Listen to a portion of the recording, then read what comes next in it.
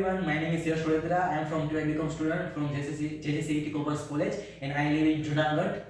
તમને મારા ફિટનેસ સ્કૂલની અંદરનો અનુભવ શું છે, શું એક્સપિરિયન્સ મારો હું તમને આજે શેર કરવા માંગુ છું.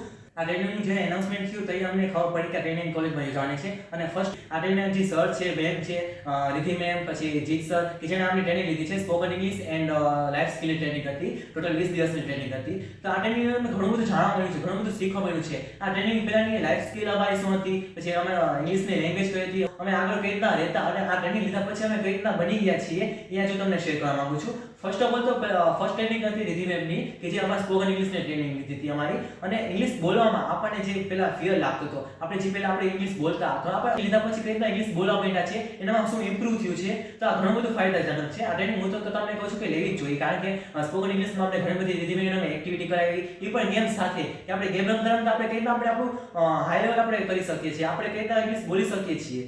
ઇંગ્લિશ બોલવું બહુ બોરિંગ હોય છે, પણ આ ટોપિક દ્વારા, આ ગેમ્સ દ્વારા આપણે કઈ રીતના ઇંગ્લિશ બોલી શકીએ, કઈ રીતના આપણને ઇંગ્લિશ ઈઝી લાગે છે, આ ખાસ મેઇન ટોપિક આપણને શીખવાડ્યો છે. ભાઈ તમે ઇંગ્લિશને બોરિંગ કહો છો, પણ ઇંગ્લિશ ખરેખર બોરિંગ હોતું નથી. ઇંગ્લિશ એક ઈઝી લેંગ્વેજ છે જે ગુજરાતી કરતાં પણ ઈઝી હોય છે અને આપણે તે કઈ રીતના બોલવી એ આપણને આગળ શીખવાડે છે.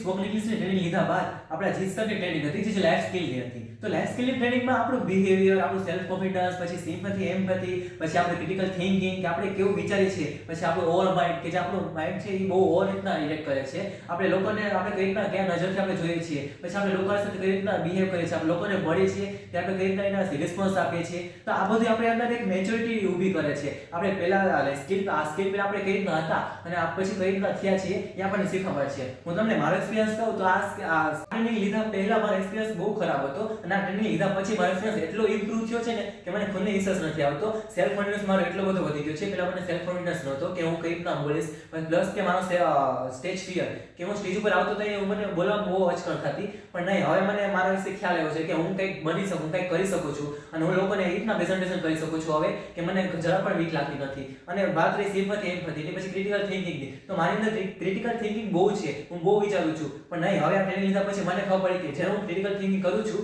તો એમાં કઈ રીતના વર્તાવું જોઈએ. પ્લસ કે આપણે જે પ્રોફેશનલ આપણે લોકો હોય છે, આપણે લોકોને પ્રોફેશનલ લોકોને મળીએ છીએ તો એ રીતના આપણે તેની સાથે બિહેવિયર રાખવું, આપણે કઈ રીતના તેની સાથે વાતચીત કરવી, તો આ બધું મેં આ ટ્રેનિંગમાં શીખ્યું છે. તો ઓલ સ્ટુડન્ટ હું તમને એટલું જ કહેવા માંગુ છું કે આ ટ્રેનિંગની અંદર ઘણું બધું શીખવા મળે છે. જો તમારી કોલેજની અંદર ઓપોર્ચ્યુનિટી આવી છે તો તમે તેને એક્સેપ્ટ કરો. તમે એકવાર ટ્રેનિંગમાં જાઓ, તેની મુલાકાત લો, તમે આ ટ્રેનિંગમાં શીખો. કાંઈ નહીં તો તમને થોડું ઘણું તો તમારી લાઈફ વિશે શીખવા મળશે જ. પછી તમારે ઇંગ્લિશ તમને ભલે ના આવડતું હોય, પણ તમે જે એકવાર આ ટ્રેનિંગ લેશો ને તો તમને એમ તો થશે કે નહીં, હું પણ ઇંગ્લિશ શીખી શકીશ. એના લીધે તમારો કોન્ફિડન્સ વધશે અને આના લીધે તમે આ ટ્રેનિંગમાં આવશો, જોડાશો અને તમને ખૂબ મજા આવશે. આ ટ્રેનિંગ એક્સપિરિયન્સ દ્વારા આપણને શીખવા મળે છે. તો થેન્ક યુ ઓલ ગાઈઝ.